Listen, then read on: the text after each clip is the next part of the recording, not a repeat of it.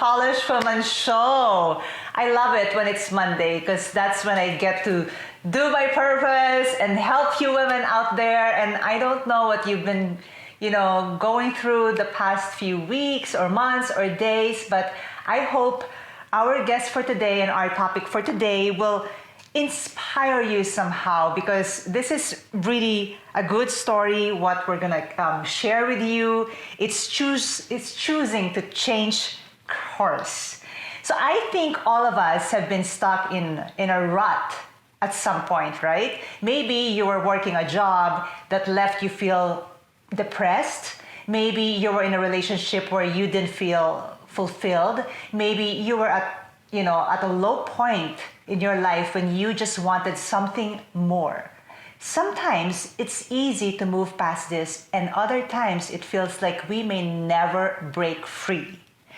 So our guest for today, when I spoke to her, I said, oh my gosh, I said, you have to be on our show.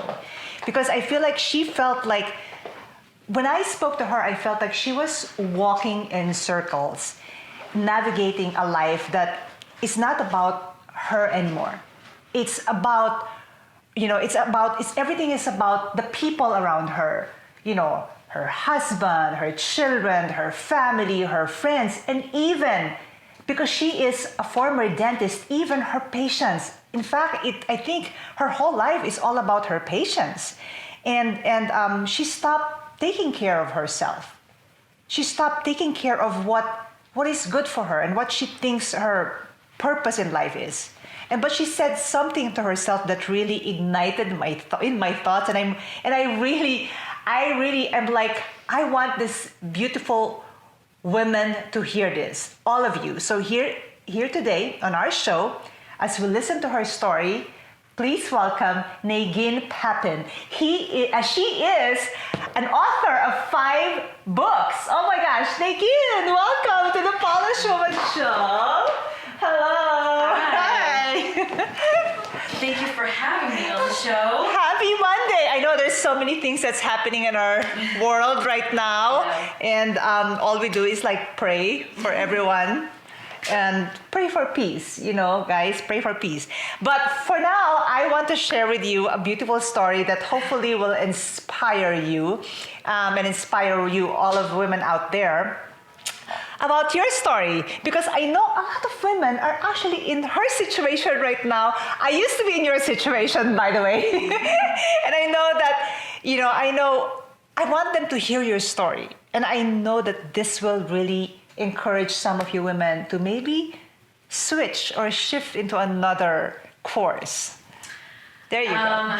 So I have to tell you, when you called me and we spoke, mm-hmm. I told you actually, I always find it so interesting when people tell me that my story is inspiring, because I just feel like it's my story, mm-hmm. And that it could be anyone's story, you know what I'm saying? So telling you my story, it's kind of like, where do I start? What are we focusing on? But to understand me, you have to understand where I come from. So yes. I'm Persian, and mm-hmm. I am first generation. Mm-hmm. I'm the eldest, and I'm the only girl. So that's like a triple whammy in my culture. Okay. And it's interesting. We're a very rich culture, but mm-hmm. That being said, there is always an inherent difference between being a girl and being a boy. Oh, right? yes. And oh my parents never really made me feel like, oh, my brothers are more important. Never like that. Yeah. But there was it was almost like an expectation that, they have all these expectations for their children, mm-hmm. and they want all these things. And with their sons, it was almost like it was their responsibility to create those humans mm-hmm. from these boys. Yes. But almost like as a girl, we're just born into being expected to be that way. Yes. You know what I'm saying? Does that make sense? Are they expecting you to be like, okay, you're just gonna be a wife, but you're gonna have a career? No. Well, okay. A lot of people in the culture do, but no, not mine. My mm-hmm. mom is. She is a fire. She's just fire. Okay. She's fierce. She's strong. Mm-hmm. She's the strongest person I know, and she doesn't take anyone's crap. And so, and my mom, she struggled in the same ways that all of us first generation Your Writing women do here, in the sense that we're trying to find a place between these two different worlds, right? Yeah. This deep cultural, traditional world that our families come from, and this new, independent American world. Yeah. So we have to find a gray in this black and white, and it's really, really tough to do. And my mom, even though that she came from the traditional side, she had that fire in her too. And so my mom came here not knowing a word of English. And she had no family here. And my father, when they got married, he left a few days later to come here to go to school, and they were apart for 2 years. And so when she came, she was essentially all alone. And she had to teach herself to speak and all those things, but that wasn't enough for her, being just a mother or housewife. She had a really successful daycare for years while we were in school, so that would allow her to be home with us and do that, but still have some sort of career. And then once we moved, she decided she was done with that. And my mom has been a respiratory therapist for about 2 decades now. And so she was studying science and things that I was studying at the same time as I was studying them, so That's so cool. And so she's always been a very determined person. And so my mom, one thing she told me from the beginning was, I don't want you to focus on getting a husband or learning how to do, I love that. housework or cooking or things like that. I can teach you all that when you find someone. What I want for you is to have a career where you could stand on your own 2 feet and not depend on a man. Because she wanted my husband to be an addition to my life, not a necessity. And so that was something I was always raised with. My mom always put that in me. But, being from my culture, it's a joke that we all say, they want you to be a doctor, an attorney, or an engineer. Like those are the three golden tickets, right? And so I never even really thought about anything else. That was just always kind of put into me, right? And then growing up, there was an entire creative aspect of my life that my family didn't really know about. I mean, I would write stories as young as I can remember, 11, 12 years old, I write stories. And then when I was in high school, it was poetry. And then that evolved to music. I started writing songs, and then I got into a band, and I wrote music, and we performed. And my family didn't actually know I could sing until I was almost 18 years old, a senior in high school. Our band put on a concert, and my parents sat in the front row, and when we did an original ballad that I had written, they were bawling. Oh my God. Now, mind you, I would do concerts in my bedroom. I would, we had this little garage converted in the back that had a mirror in it, and I would dance and sing. And so I did all these things, but, that was never something that was nurtured. It was like, oh my gosh, I'm so proud of you that you can do these things. But this can always be a hobby that you do on the side. Like, okay, on the weekends, after you go to the hospital, or whatever. And so it was just this sort of, thing that was just kind of like a hobby as far as anyone was concerned. And so I did what a good Persian daughter does, and I studied really hard, and I got into USC dental school, and I became a dentist.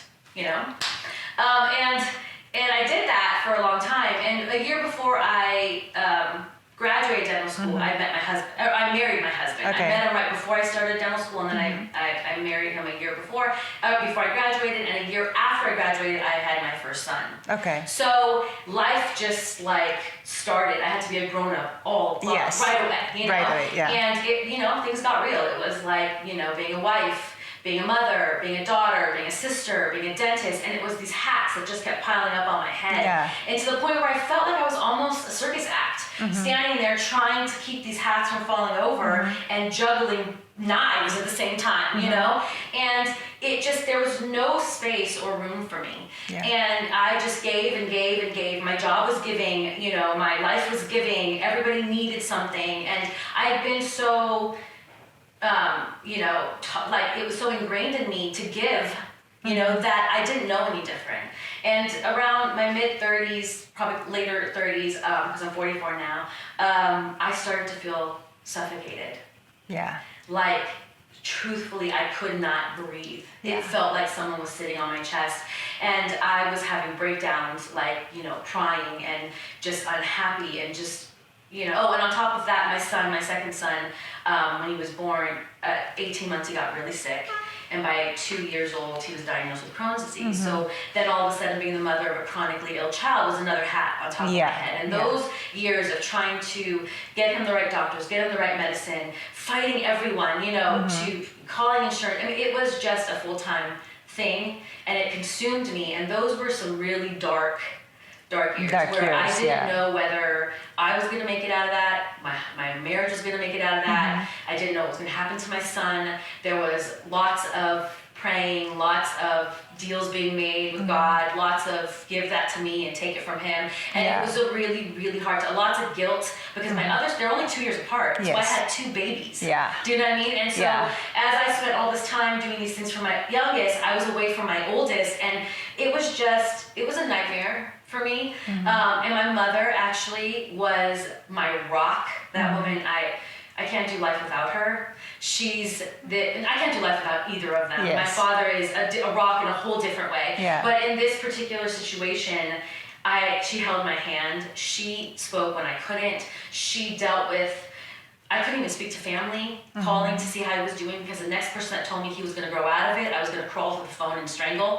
Do you know what I mean? And it was like my mom, I wouldn't have made it through that without her. But that was a really hard time for me as well. And so when I got to this point, it was just like there was nothing left in this world, like nothing left. And I told my husband, I told him, I said, I am suffocating.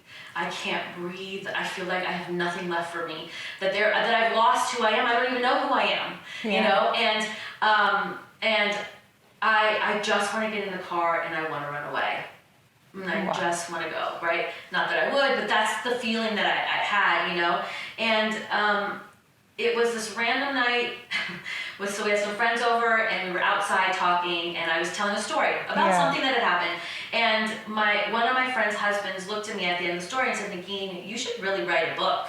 And I looked at him like, that's funny, right? And he was like, no, you're a really good storyteller. And I didn't know it at the moment, but the days passed, and all of a sudden there was a seed that was planted, and I started to feel this yearning, and I started to remember that I did these things before, right? There was this part of me. And a few weeks later, I decided to sit down and write. Just write a book. Just write, right? Like I didn't think anything of where it was going to go. And people always think my first book, Forbidden by Faith, is actually my story. Your story. It's not my story. It evolved, or it was triggered by just the basics of my story. So the characters in this book are both Iranian, and one is Jewish and one is Muslim. And so my husband, we're the same. So we're both Persian, but one of us was born Muslim, one of us was born Jewish. And that's a really big deal in my culture. A little bit less so these days, but a couple decades ago, pretty big. And I was lucky because we didn't hit a lot of resistance. Right? My in-laws are great, but I wanted to write, and so I just picked the first thing that popped into my head, and I was like, how could this story have gone, right? And so I wrote the story, and that, well, I'm sure we're going to get into, but that evolved into books being published. But having that for me, this writing thing, is something that is just for me. Right? It's mine. So it belongs to nobody else in my life. I can sit down and I can write these stories, and it was very therapeutic. Because they may not be our stories as authors that we write, but I believe that they come from experiences that we have. Whether it's an emotion from an experience I grab onto, work into this situation that's happening, or an actual situation that may have happened or happened to someone or something. And so I do feel like a lot of us go into that, and so it was very cathartic. It was almost therapeutic for me to write these stories, right? I love and I'm so all about the feelings. Like, my stories will break your heart and stomp on it and make you cry. And I just love that, because life is that. Like, it's real, it's raw, it's up, it's down, it's pain, it's happiness, all of those things, right? And so that's what I put into my stories. But I think, the fact that I have now, pivoted my career as well, I really do believe came from giving myself this space, right? Giving myself this thing where I started to realize it doesn't have to only be about everybody else. So COVID actually is what created the scenario in which I changed my careers. And I was a dentist for 15 years up until September. But I had been thinking about wanting to get out for a couple of years before that as well, which, responsibility, it paid the bills. It Yes. paid the bills nicely. Yeah. You know, it kept me from having to worry about my children, what they needed. And so I did it, you know, I did that. But it was very daunting and very difficult. Like a couple years back, it had started to have physical effects on me, my back, my leg. I mean, it had gotten so bad that just 6 months ago, my chiropractor, who's also my friend, told me, if you don't do something, I'm going to see you in a wheelchair because your back is getting that bad. Because I worked at a very high volume, fast-paced office. Yeah. So some offices see 8 people a day. We saw 10 to 12 a morning. 10 to Oh my 12. gosh. Yeah. So That's a lot of and so think about sitting in those positions for that many Yeah. hours, right? So it was physically daunting. It was mentally exhausting. It was just stressful in so many ways that people don't really realize in that you know field. It's a tough field. And so in September, when my assistant had to stay home with her children because she had lost her nanny to COVID, it was like the universe just pushed me out the door and shut it, right? Like, you're not going back, you know? Yeah, it's like a sign somehow. It felt like yeah. I'd been thinking about it. There had been moments that I could maybe make a move, and I didn't. For fear, for comfort, being comfortable, and, you know, already knowing what was going on, you know, and doing something that was scary, you know? And so, but I lost my assistant, and the idea was that we were going to hire someone else, you know? I had been working with my boss for the whole 15 years. So he's not just my boss, he was my family. Your family, was my best friend. Like, you know, we were just very close, you know? And like, he, you know, and so he was like adamant, we're going to find someone, but I just had this feeling it wasn't going to happen, right? Nobody wants to work in dentistry during COVID. Like, it's just, you know, you're in someone's mouth, right? Like, how else could you get the pandemic? It's like right there, you know? And even though we're totally geared up and surprisingly we didn't get it, but still, you know, it's tough. And so we couldn't find the assistant, and so I had to start to figure out what I was going to do. And the idea of going and applying and trying to work in a different office was just like, oh my God, the anxiety was unbelievable. I couldn't, it was just, I just knew I didn't want to do that. So I had to figure it out. And, you know, being that specialized of a degree, like, people look at a dentist and they're going to be like, what else are you going to do? You know? So I had to get creative. I had to find a way to take those, you know, those skills I had from working with patients and the communication and the human resource aspect of it and all of that, and turn around and try to apply it in other places. And I got lucky, you know, I think luck is a big thing. I think who you know is a big thing. Yes. I had certain people that were contacts in certain, you know, different companies, and I was able to get my foot in the door. And once I got my foot in the door, it was just a matter of trying to overlap skills and trying to prove that I could do things, you know? And then the universe just said, God said, this is it. This is what you're going to do. And so now I work for motion picture. That is so amazing. But it was finding the ability to realize that I could do something for myself that I think opened up this space for me to realize I can make a change. You know? I want to hear this. I want to hear what is that, you know, what inspired you actually to make that significant change. I mean, I love this. Okay, I want you to say that phrase that she told me, actually. She told me this phrase that, oh my gosh. I said, okay, I'm going to keep this. And I actually put it on my note. And I was like, okay, that really touched me. And I think you have to, you know, share that to everyone. So, during the time that you were really, really down, during the time that you were depressed, and you're like, oh my gosh, this is not me anymore. Where am I? Who am I? Like, everything is about the people around me. It's not, when am I going to give myself a time? And then you were like, you know, going through the rock bottom. And and you asked me what kept me from drowning. And I just said that it really wasn't the time to drown. Because, look, life is hard, right? Everybody's got hard things, and I don't think my hard things are harder than anyone else's. But up until that point, I had been dealing with a sick child. I had been dealing with what that effect was on my relationship with my husband, with my family, all that kind of stuff.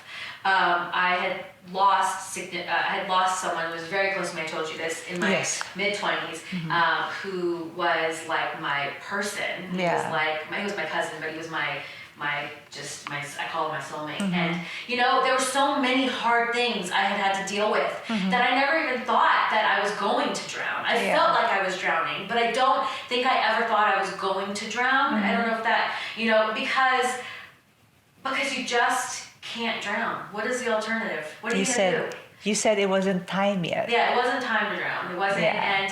and it just, you just can't, because what is the alternative? I couldn't do it. I had kids depending on me. I didn't want them to see that. I wanted my children to see that they could get up. You know, you have to get up. And so I know it's hard to get up, and I don't really know what gave me the strength to do it. Honestly, I just did it. Because finding myself felt a lot easier than dealing with my sick child or dealing with a death of someone I'm never going to see again. You know, I thought I could maybe do something about this. You know, it's all in me, right? And I'm the keeper of me, and so maybe I can find something in me to get me out of this. It was survival. Yeah, and mind you, from being a dentist to writing a book, I mean, how did you even discover, like, okay, I can actually write? Because somehow you said you can sing and you can do other things. What made you, like, you know, switch from being this and then not even think of, wow, I can also sing. What, like, right away to writing. And guess what? Not just writing. She did not self-publish. She was actually very, very lucky and blessed that she got 3 contracts, right? I have 2 contracts. 3, yes. Yeah, 2 contracts, and they're both for With a publishing company. Yeah, with 2 different publishing companies, and I have an agent. Yeah. And so, yes. You know, because part of this, the writing, the singing, it was the writing part of it. The putting my feelings into words that has always been appealing to me. You know, I did that all my life. So it was second nature. Once I let myself have that moment, I just fell into it. Do you know what I mean? And because to me, it all kind of feels the same. So like a poem is a condensed version. You spread it out a little bit, those feelings. I got a song, you spread that out a little bit, and now you got a story. Yeah. You know, and so it was just this progression, and I don't know, I just did it.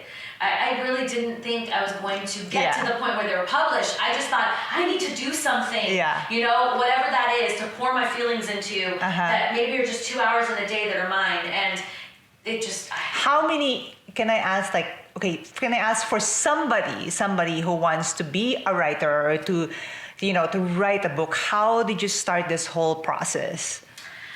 So I wrote it. Yeah, because it takes a while. It takes like maybe like, It took me a year, now I'm a lot faster. But I wrote it, and then my sister-in-law, one of my sister-in-laws, she was trying to write some children's books, so she's really good about researching and figuring everything out. So once I finished the book, she was like, okay, so now you've got to edit it. I don't know anything about editing, so I was like, okay, well, will you read it? And she was like, so she read it, and she did some edits. Yeah. And, then I was like, okay, now what do I do? And I started to dive into different writing communities. So Twitter's a really big writing community on there that she had told me about, and so I started to make writer friends. Oh. And honestly, right now, some of my closest friends are my writer friends I've never met in real life. What? But we talk on the phone and FaceTime and text, and they are literally my go-tos at this point. Like, we are just planning trips to meet each other. But because we're across the country. But, you know, because we're in the same sort of thing, we do a lot of, you know, overlapping. So once I had my little writing community, they become what are called critique partners. And so as you write, you switch things around, and everyone reads, and they do like heavy edits and tell you like this, you know, there's storyline edits, and then there's different types of edits. And so we all do that for each other. But that's a good way of finding friends as well. If you want to be an author, get on Twitter and look up the writing community. It's literally #writing community. And it becomes... Oh my gosh. I mean, yeah. So Twitter's also where I got my agent, by the way. What? It's also where I got my second contract. Yeah. Wait, what? Yeah. So Twitter. So this is all on Twitter. Yeah, it's all on Twitter. Twitter does a lot of writing competitions. Yeah. And they're called like Pit Mad, or, you know, there's all these different names for it. And so there's one that was called the Diversity Pit, and I get to do it because I'm a diverse author, as well as I have diverse characters. Now, if you're one or the other, so you know, they want diverse stories. The publishing community is looking for more diverse stories, and so, you know, I did that, and I ended up getting my agent, and then one of the publishing houses entangled for my second Yeah. series, which only has one book out now. The second one's coming, and then there will be a third. They found me off that as well and offered me a contract. So yes, if you want to be a writer, honestly, I say go to Twitter. You also do have to take it with a grain of salt because a lot Yeah. of drama happens on Twitter, so just ignore it. That's not important. But yeah, that's where I found a lot of my critique partners, a lot of my art author friends. There's a lot of conventions. Yeah. COVID, the summer before COVID, I went to a convention in New York, a romance writers one. It was amazing. So when these, Yes. these conventions start again, do those. They're so fun. You get to meet them in real life. I got to meet half my author friends in real life. We spent a whole week together. It was amazing. Wow, I didn't even know that you Yeah. can, you can have like a community and I know. the writing community. I didn't know until my sister-in-law turned me onto it. And so I did that. Wow. And then through my author friends, I learned what the steps were and how to do it. And so you have to write a particular type of letter called a query letter. You have to have a synopsis of your book, and you send it out to agents and publishing houses, and then you cross your fingers. And get ready, Wow. because there are a ton of people that are going to reject you, and that's okay. And that's okay. And that is okay, because Yeah. it's not about... Was it easy for you?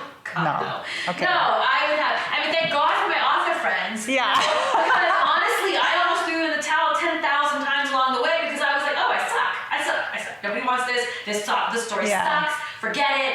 And it was them who had been in it a little bit longer than me who were like, no, this is just your stripes. Keep going, Oh my and God. eventually, now in hindsight, I realized I actually got my first contract very quickly.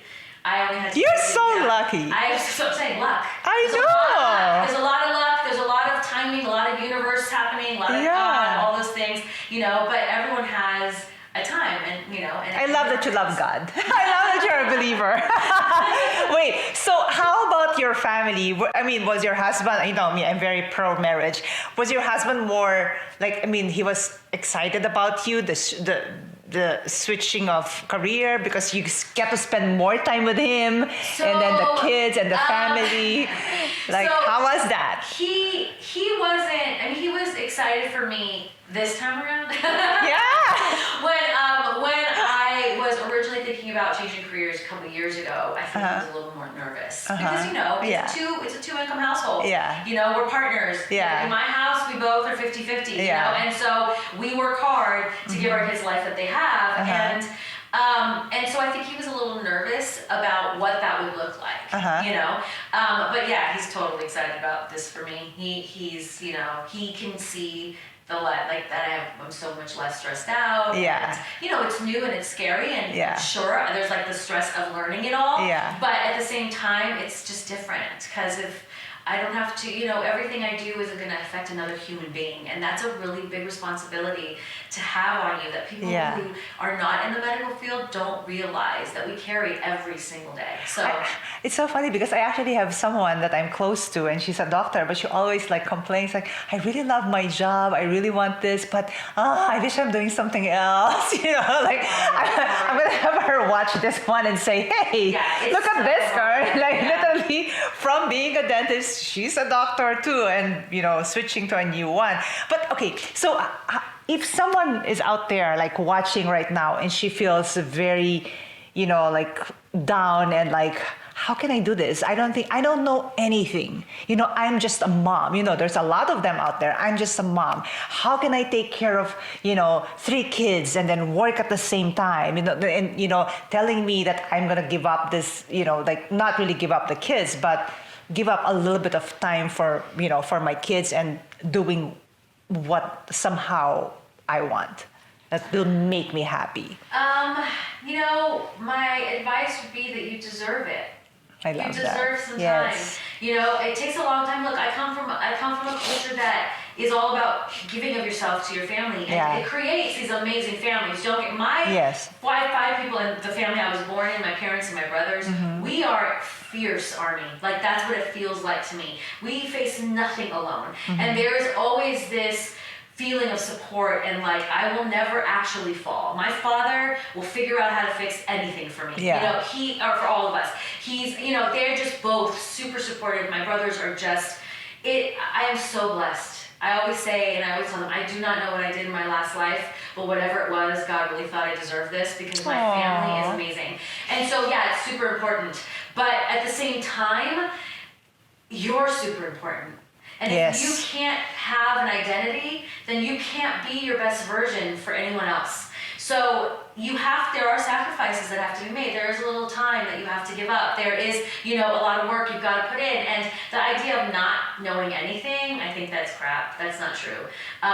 There is always something in your day-to-day, whatever that is, whether it's a career, being a stay-at-home mom or whatever, that overlaps with something else. I mean, you can do it. There is a way to figure that out. You have to have confidence. You have to, just go out there. I mean, what is the worst that's going to happen if you did try to, get another job? Yeah. What's going to happen? They're going to say no. But do you believe, though, that timing is important? Absolutely.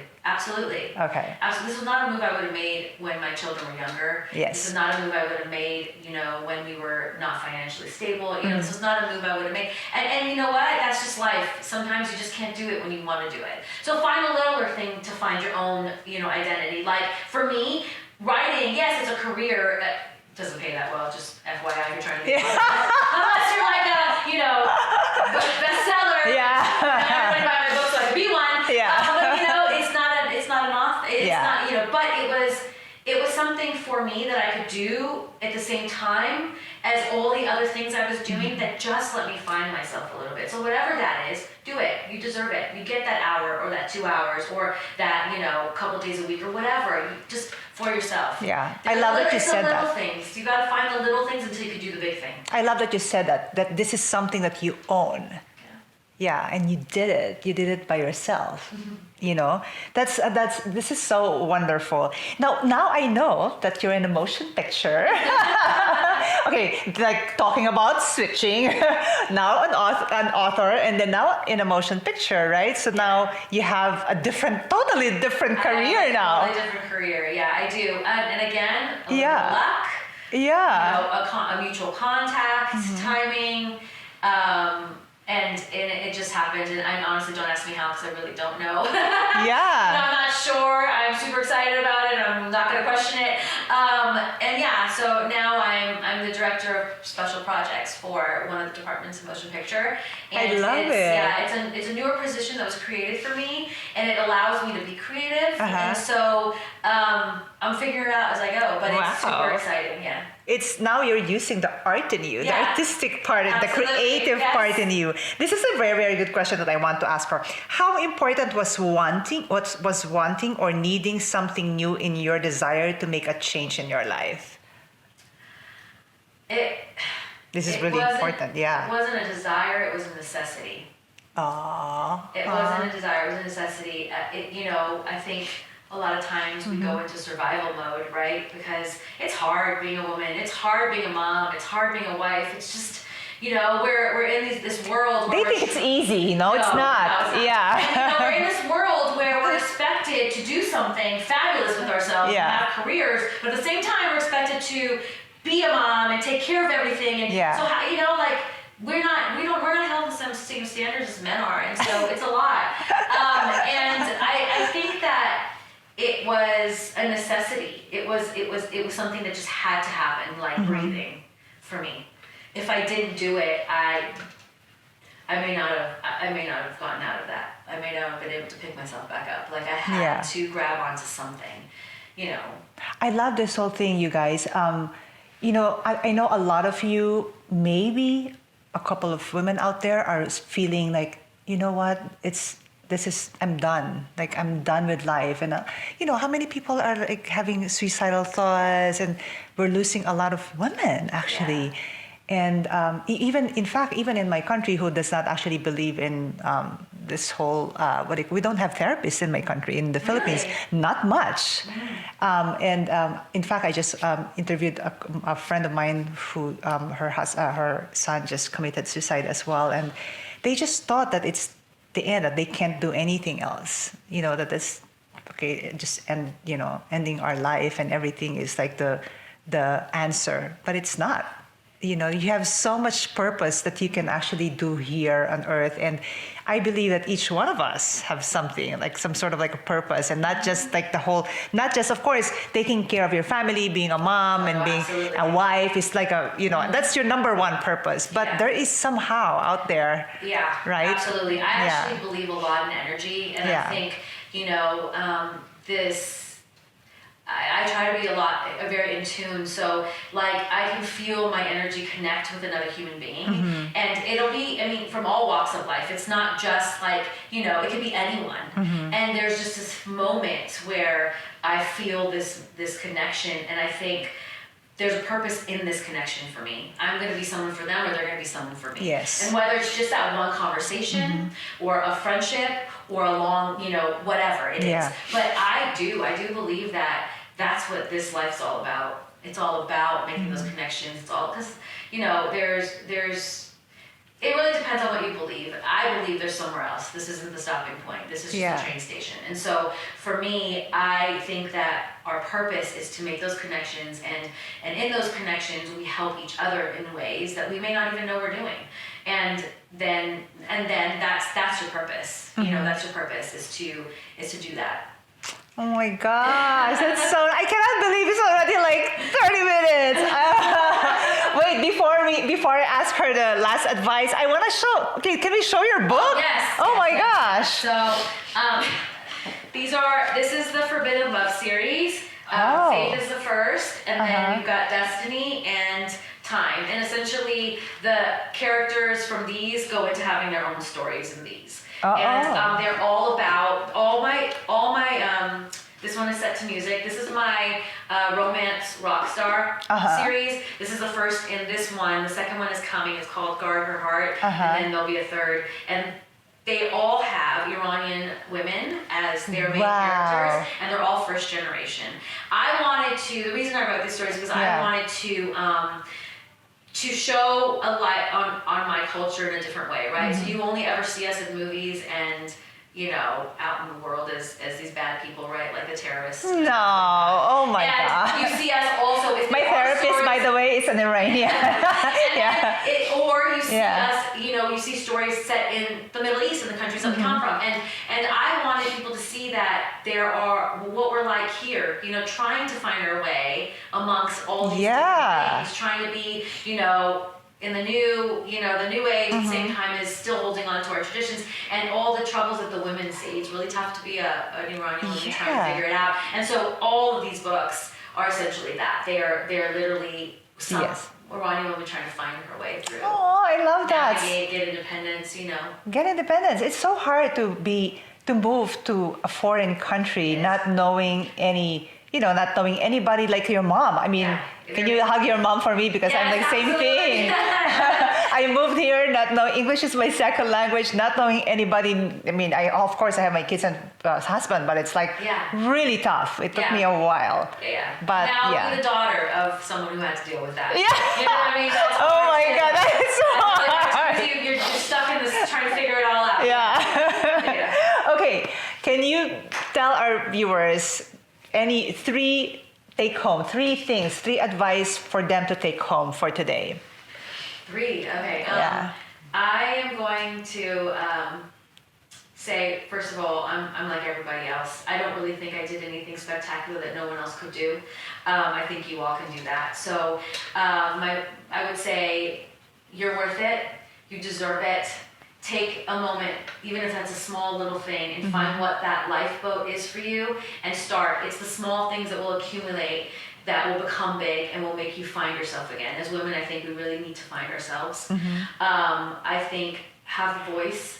So when things feel like they're too much and too heavy, whoever your person is, whether it's your spouse, your family member, a friend, find someone to confide that in so that you don't feel like you're carrying that load all alone. Hang in there, because this isn't it. We've got more things to do and more people to touch and become a part of their lives, and you are definitely important. So don't ever forget that. Yes, that's so good. Remember, she said it's not your time yet. So girls, ladies, remember that it's not too late to decide what you want to do for you, for yourself. It's never too late. Never. Even if you're like 50 years old, even if you're like 60 years old, oh my gosh, it's never too late. Find something that's different in your life that will make you happy. That's actually for you. My God, thank you so much, Negeen. Here, can we all cheers? And please, everyone, can we pray for peace for our world? And please don't forget to give love to the next person that you see after watching and listening to our show. Thank you so much, Polished Women. Thank you. Thank you. Ladies, today's episode is partially brought to you by Aaron Cox of ACX Financial. At ACX Financial, they specialize in life insurance with living benefits, as well as secure strategies for generational wealth building. You can call 213-474-7360. Again, it's 213-474-7360 today for information to schedule your free financial strategy consultation.